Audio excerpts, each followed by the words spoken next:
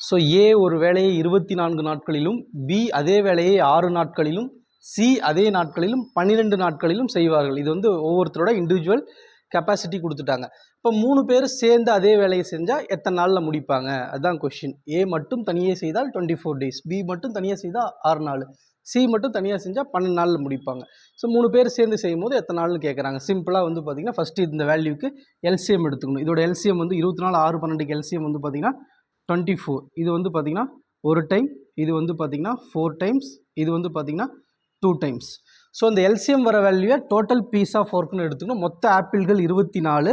இங்கே வர வேல்யூஸ் வந்து இந்த இண்டிவிஜுவலோட பர் டே ஒர்க், ஒரு நாளைக்கு அவங்களால செய்ய முடிஞ்ச கெப்பாசிட்டி ஒர்க் அப்படின்னு பார்த்தீங்கன்னா total piece of work 24. Total apple இவங்களால ஒரு நாளைக்கு ஒரு ஆப்பிள் சாப்பிட முடியும், ஒரு நாளைக்கு 4 ஆப்பிள், ஒரு நாளைக்கு 2 ஆப்பிள்.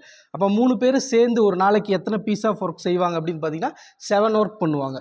டோட்டல் ஒர்க் 24, 3 பேர் சேர்ந்து ஒரு நாளைக்கு 7 ஒர்க் செய்வாங்க. அப்போ வந்து பார்த்திங்கன்னா 24 ஒர்க்கை வந்து பார்த்திங்கன்னா 3 டேஸில் பண்ணிடுவாங்க. பேலன்ஸ் 3 இருக்கும். 3/7 டேஸில் அந்த ஒர்க்கை வந்து முடிச்சிருவாங்க.